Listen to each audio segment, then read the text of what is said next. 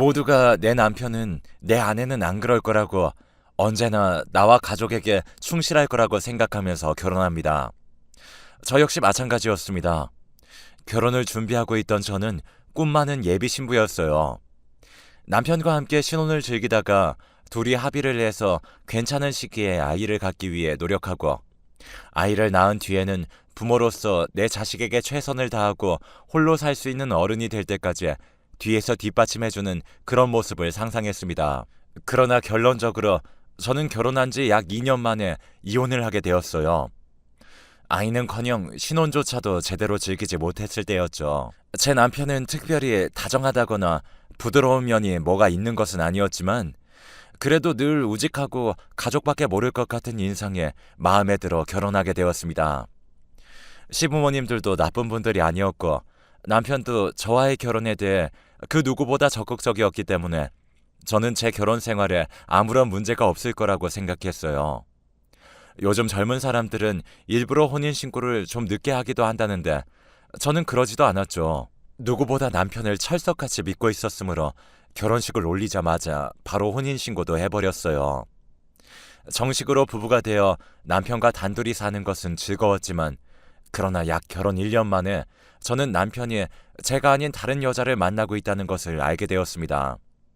그리고 그 여자는 저와 남편이 한참 결혼 준비를 하던 때부터 남편과 은근슬쩍 만남을 갖던 여자라는 것도 알았어요.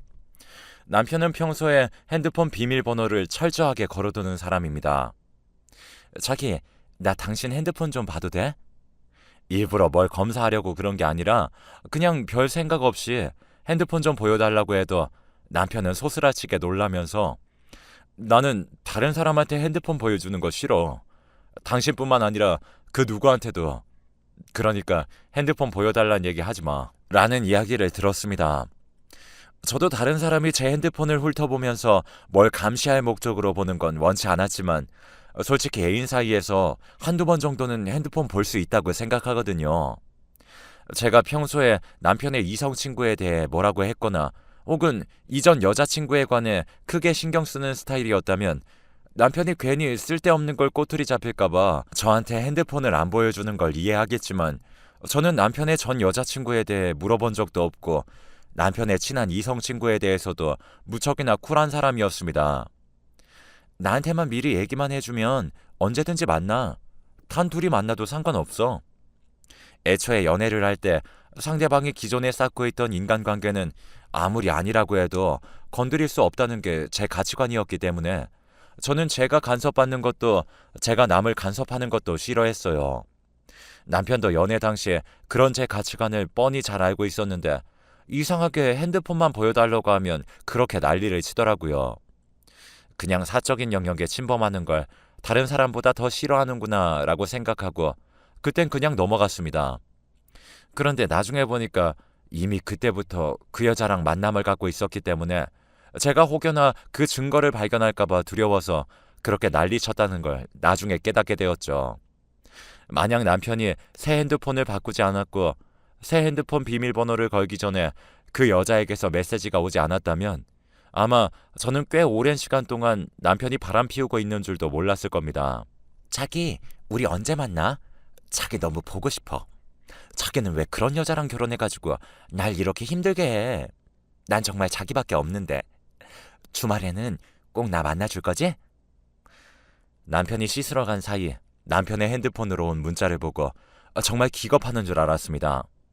그런 문자를 보니 남편의 핸드폰을 뒤지지 않을 수가 없었어요. 남편은 평소에 자기가 비밀번호를 철저히 걸어놓기 때문에 새 핸드폰으로 자료를 옮겨오면서도 그 어떤 것도 지우지 않았기 때문에 옛날에 그 여자랑 되어 있던 모든 내역들이 다 남아 있었습니다. 그런데 진짜 가관도 그런 가관이 없더라고요. 회사 일 때문에 늦게 온다고 저한테 거짓말을 치고 그 여자를 만나러 간 적도 있었어요. 당연히 저는 남편이 나오자마자 남편 핸드폰을 남편에게 집어 던지면서 당신 바람 피워? 그 다음에 난리를 쳤고 그날 집에 아주 풍비박산이 났습니다. 남편은 약간 흔들린 거다. 더 이상 그 여자 만나지 않겠다면서 제게 사정사정했고 그렇게 남편은 일주일 정도를 저에게 빌고 나서야 저는 간신히 한번 용서해 주기로 했습니다. 솔직히 난 당신 못 믿겠는데 우리가 결혼한 지 얼마 안 되었으니까 그냥 넘어가는 거야. 또 그 여자 만나는 거 걸리면 그땐 그냥 끝이야. 남편이 그렇게까지 애걸복걸하며 이혼은 안 된다고 한 만큼 저는 남편이 그 여자와 헤어졌을 거라 생각했습니다. 그러나 남편은 1, 2주일 정도 반짝 참회하는 척, 반성하는 척 하더니 또 어느 순간부터 슬금슬금 약속을 잡고 나가기 시작하더군요. 물론 핑계는 친구나 회사 야근이었어요. 그러나 이미 남편에게 당한 적이 한 번 있었던 저는 남편의 말을 곧이곧대로 믿을 수 없었죠. 그래서 남편이 비밀번호를 칠 때 몰래 비밀번호를 외워두고 남편이 자는 사이에 핸드폰을 한번 확인해 봤습니다. 그런데 헤어지겠다던 그 여자랑 또 만나고 있더라고요. 남편이 저 몰래 그 여자를 만난 횟수가 1년입니다. 아니 그럴 거면 대체 왜 저한테 이혼은 안 된다고 그렇게 매달렸는지, 게다가 제가 다시 한번 그 여자를 만나는 것에 대한 증거를 가지고서 들이미니까 당신 이런 식으로 나한테 집착하는 사람이었어? 질린다. 그냥 우리 빨리 갈라서자. 라며 졸지에 저는 남편에게 이혼당하는 신세가 되었어요. 솔직히 남편과 이혼하면서 남편이 어떤 여자랑 바람을 피우는지 동네방네 소문내고 싶은 심정이었어요. 특히나 이혼 전에 제가 직접 그 상간녀와 대화한 적도 있었거든요. 비록 전화이긴 하지만요. 그런데 저한테 이야기하는 꼬라지도 너무 싸가지가 없어서 정말 자다가도 벌떡 일어날 정도로 화가 났습니다. 그 여자는 제가 여자로서 매력이 있었으면 남편이 바람을 폈겠냐면서 말하더라고요. 네, 뭐 솔직히 안에 있는 남자 꼬신 거 아내분에게 죄송하긴 한데요. 만약에 당신이 매력있고 예쁘고 몸매도 좋고 그랬으면 남편 되시는 분이 저랑 바람 피울 생각을 했을까요? 뭐 그런 생각이 들더라고요. 아무튼 미안해요. 지금 사람으로서 그게 할 말입니까? 다시 말해봐요. 여자로서 매력이 어쩌고 저쩌고요? 아니, 솔직히 그렇잖아요. 남자들이 한눈 파는 거 다 이유 있는 거 아니에요? 물론 제가 잘했다는 건 아니지만 원인 제공한 사람도 어느 정도 잘못이 있는 거죠. 딱 이런 식으로 말하는데 사람이 열이 받으면 정말 말문이 막히더군요. 이게 미안한 사람 태도입니까? 누가 봐도 저를 엿먹이려는 거죠. 하지만 저는 이혼하고 나서도 남편이 바람을 피웠다는 건 다른 곳에 알리지 않았습니다. 이유는 남편이 저랑 이혼하고 나서 얼마 안가 그 상간녀와도 헤어졌다는 이야기를 전해 들었기 때문입니다. 어차피 다 끝났고 지금 남편이 바람을 피웠던 걸 이야기한다고 해서 제가 다시 남편과 재결합할 것도 아니고 그 여자가 천벌을 받는 것도 아닌데 굳이 그런 이야기를 하며 잊고 싶은 기억을 다시 되새기고 싶지가 않았어요. 그래서 종종 생각은 날지언정 저는 최대한 이 모든 사실을 제 가슴 안에 묻어가기로 했습니다. 그렇게 3년 정도가 지났어요. 이혼을 하긴 했지만 제 나이가 젊다 보니까 몇 번 연애는 했습니다. 하지만 결혼까지 이어지기 힘들더라고요. 남자가 아무리 좋아도 결혼에 대해 진지하게 이야기를 꺼내기 시작하면 남편에게 뒤통수를 맞았던 사실이 자꾸 떠올라 거기까지는 믿음이 가지 않았기 때문입니다. 이렇게 평생 좋은 남자 못 만나고 결국엔 혼자 살게 되는 걸까라는 생각에 조급하게 됐지만 어차피 인생에서 결혼이 전부는 아니고 그냥 지금 이대로 마음 가는 만큼 연애하다가 나중에 진짜 괜찮은 사람이 있다면 그때는 제 스스로도 바뀔 수 있을 거라고 생각하며 그렇게 지내고 있었어요. 그런데 어느 날 카카오톡을 보는데 모르는 사람 카카오톡 프로필이 보이더라고요. 누군가 싶어서 사진을 눌러봤다가 얼굴을 보고서 알게 되었습니다. 과거 남편과 바람을 피웠던 그 상간녀라는 것을요. 한참을 잊고 있었다가 갑자기 마주하게 된 상간녀 얼굴은 저를 무척이나 화나게 했어요. 단순히 과거에 제 뒤통수를 쳤기 때문이 아닙니다. 상간녀는 상태 메시지에 우리 곧 결혼해요 라는 문구를 써놓았고 상간녀 프로필 사진에는 웨딩드레스를 입고 행복해하는 상간녀와 남편이 될 사람으로 보이는 남자가 그런 상간녀를 끌어안고서 무척이나 밝게 웃고 있었습니다. 그걸 보니까 배알이 꼴리더라고요. 나는 지 때문에 남편이랑 이혼까지 했는데 혼자 잘 먹고 잘 살려고 하네? 하지만 그런 생각을 할 때까지만 해도 그 여자의 바람 사실을 어디 알릴 생각은 없었습니다. 그러다 상간녀의 옆에 서 있는 남편 될 사람이 너무 얼굴이 낯이 익은 거예요. 어디서 봤지 하면서 자세히 얼굴을 뜯어보는데, 아니, 남편 될 사람이 제 대학교 동창이더라고요. 참, 인연도 이게 무슨 인연인지. 이 동창이 생긴 것도 정말 잘생기고 무엇보다도 성품이 너무 착해서 학교 다닐 때 남녀불문 인기가 정말 많았습니다. 교수님들도 다 너무 좋아하셨고, 특별히 눈에 띄려고 하거나 그런 성격이 아닌데도 애가 워낙 반듯하다 보니 여기저기서 부르는 사람들이 참 많았어요.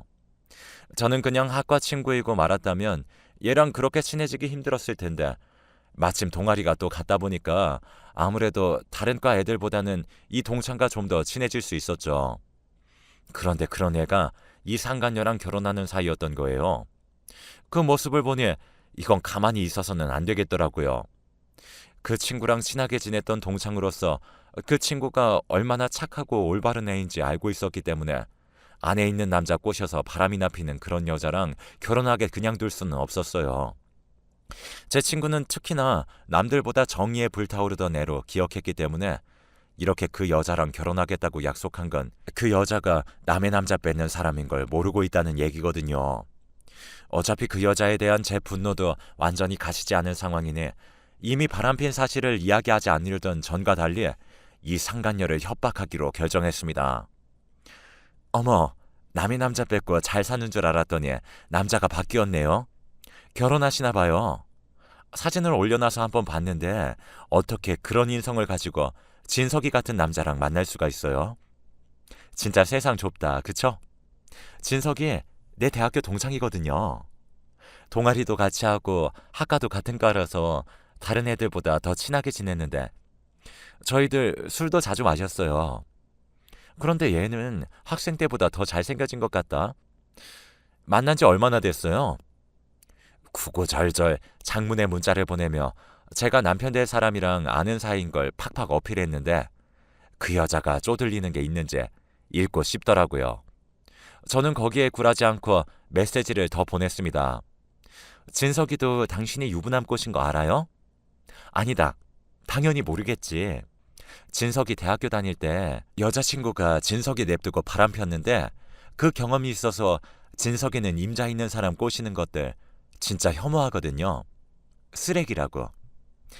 진석이가 미친 게 아닌 이상 쓰레기랑 결혼하겠다고 나설 리가 없죠. 아, 이거 진석이가 알면 뭐라고 하려나? 결혼하기로 약속한 여자가 사실 알고 보니까 멀쩡히 결혼한 유부남 꼬셔가지고 가정 파탄내는 여자인 걸 알면? 그렇게까지 이야기하니까 상간녀도 제가 자기 남편 된 사람한테 이 모든 걸 이야기할 거라고 생각했는지 계속 저에게 전화를 했습니다. 하지만 저는 일부러 전화를 받지 않았어요. 그 여자가 그런 식으로 계속 똥줄 타면서 저에게 애걸복걸하길 바랐습니다. 내 인생을 이렇게 망쳐놓고 어떻게 지만 행복하게 살 수 있는지 제가 전화를 안 받으니까 카톡으로 전화 좀 받아요. 얘기 좀 해요. 라고 하는데 그것도 저는 읽고 씹었습니다. 마치 금방이라도 제 동창에게 그 여자의 정체에 대해 낱낱이 이야기해버릴 것처럼요.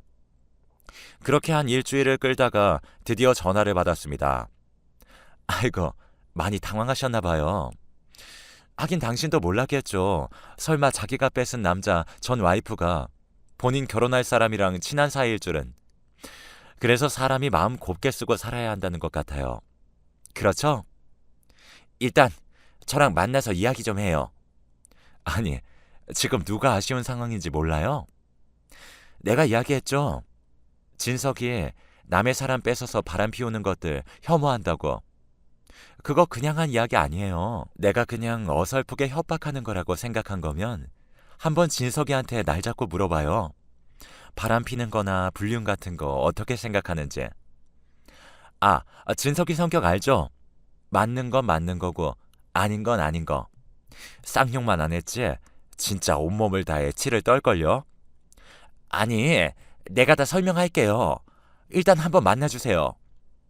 우리가 서로 만나서 좋을 일이 있겠어요? 왜 그렇게 자꾸 만나달라는 거예요? 상간녀는 조용히 전화를 끊더니 정말 확인을 해봤는지 며칠 뒤에 다시 연락해서 제발 좀 만나달라고 자기가 잘못했다면서 울고불고 사정하더라고요. 그래서 저는 선심 쓰듯이 저희 집 근처에서 만남을 가졌습니다. 카페 같은 데 들어가서 이야기하긴 그렇고 저희 집 근처에 사람들 잘 안 오는 공터 같은 곳이 있었는데 일부러 거기서 만났어요. 그런데 이 상간녀가 웬 나이든 여자 하나를 데려왔더라고요. 보니까 그 상간녀 엄마였습니다. 진짜 어찌나 기가 차든지 이 자리에 왔다는 건 그 아줌마도 지 딸이 멀쩡히 안에 있는 남자 꼬셔서 그 난리 핀 걸 알고 왔단 얘기 아니에요? 팔짱을 딱 끼고 안 입고게 보고 있는데 그 여자랑 아줌마랑 과일이며 뭐며 바리바리 싸워가지고는 옆에 있더라고요. 그러더니 둘이 같이 제 앞에서 고개를 90도로 박더군요. 제가 딸 자식 교육을 잘못했습니다. 하지만 제 딸도 반성하고 있고 이게 정말로 좋은 남자 만나서 새 출발하려는 애예요. 그러니 부디 한 번만 봐주시면 안 될까요? 정말 죄송해요. 와이프 있는 거 뻔히 알면서 그렇게 굴면 안 되는 거였는데 정말로 그 이후에 계속해서 반성하고 있어요. 헤어지고 한 번도 연락하지 않았고 그 이후에 누굴 만나도 유부남은 한 번도 만나지 않았어요. 그러니까 제발 이번 한 번만 그냥 넘어가 주세요. 저 정말 진석 씨 사랑해요. 가관도 그런 가관이 없었습니다. 아주 둘이 무슨 비련의 여주인공이라도 된 것처럼 제 앞에서 눈물을 뚝뚝 흘리며 사정하는데 말하는 것만 들어보면 제가 가해자인 것 같더라고요. 솔직히 눈물을 흘려도 제가 해야 하는 거 아닙니까? 저는 그 여자 때문에 행복할 수도 있었던 인생을 망친 건데 물론 남편이 애초에 제대로 된 사람이라 그 어떤 여자가 꼬셔도 안 넘어가는 게 맞지만 결국엔 바람 같은 것도 손뼉이 맞아야 소리가 나듯 둘이 마음이 통했으니까 그렇게 된 건데 그럼 당연히 제 인생이 이 모양 이 꼴이 된 건 그 상간녀도 굉장히 큰 몫을 한 거죠. 저는 둘이 무릎을 꿇든 뭘 하든 상관도 안 하고 그냥 조용히 이야기했습니다. 남의 인생은 아주 짓밟아 놓고 자기는 행복을 원한다는 게 너무 양심 없는 거 아니에요? 솔직히 당신은 원망 많이 했는데 그래도 어차피 내가 남편과 헤어지게 된 거 당신 같은 사람 언젠간 돌려받을 거라고 생각하고 당신이 내 남편이랑 불륜 저지른 거 이야기 안 하려고 했어요.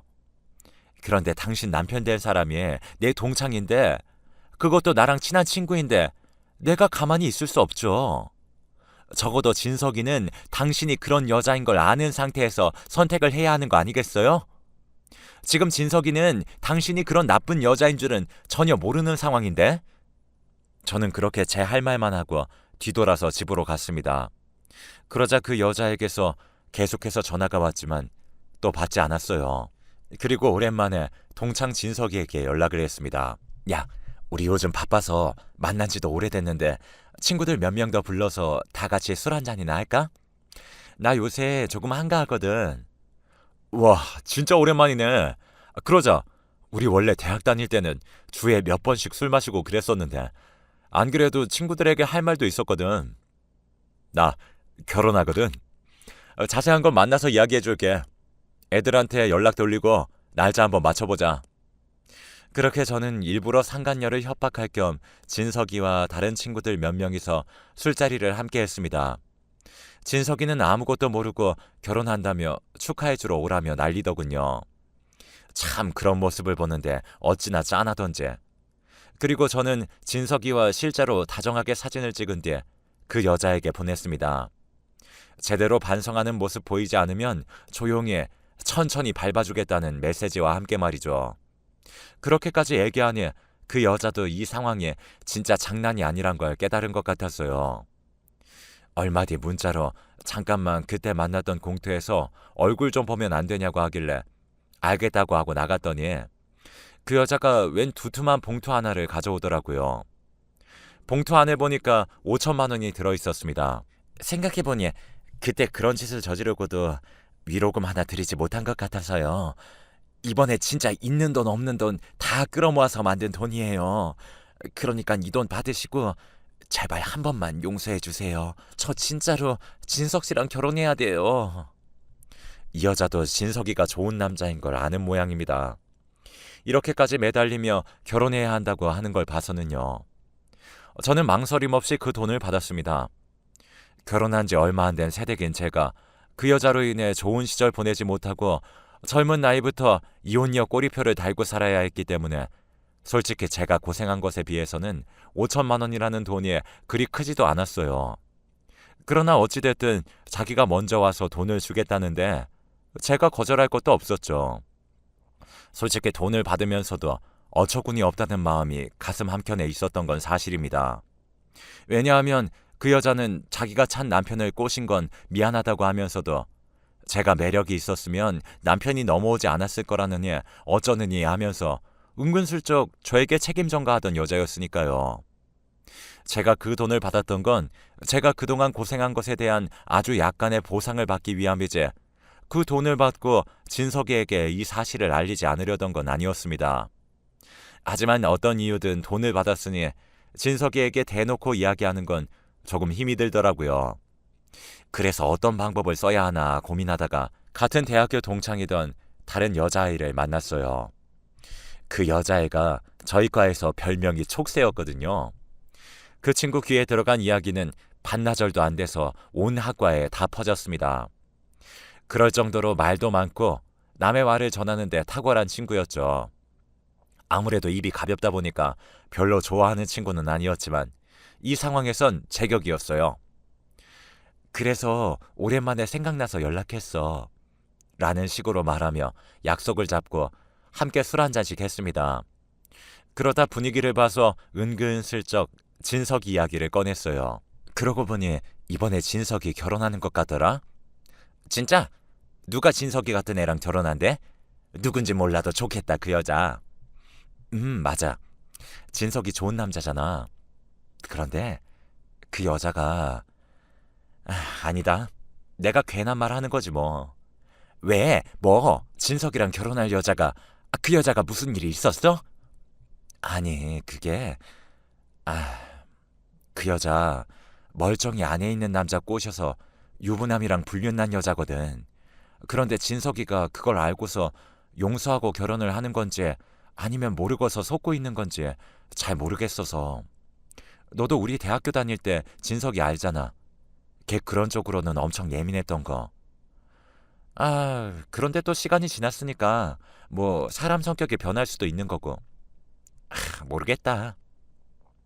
저는 일부러 진석이가 걱정되는 척 그 여자의 실체에 대해 전부 이야기했고 그 여자아이는 그 이야기를 정말 동네방네 소문내서 결국에는 진석이도 그 사실을 알게 됐습니다. 나중에 들어보니까 결국 진석이가 그 여자랑 파혼한 모양이더군요. 그 여자는 진석이랑 결혼식도 못 올렸고 동네에 불륜녀로 소문이 나서 고개도 제대로 들고 다니지 못한다는 얘기를 전해 들었습니다. 그 여자는 제가 그 소문의 근원인 줄 아는지 저에게 전화를 해서 쌍욕을 하며 돈 받아먹고서 이런 식으로 뒤통수 치는 게 말이 되냐 어쩌냐 하면서 뭐라고 하는데 저는 들은 채도 안 했어요. 그 돈은 내가 과거에 고생했던 것에 대한 보상이고 이 문제는 다른 얘기인데 그 돈으로 해결이 될 거라고 생각한 게 웃긴 거 아니에요?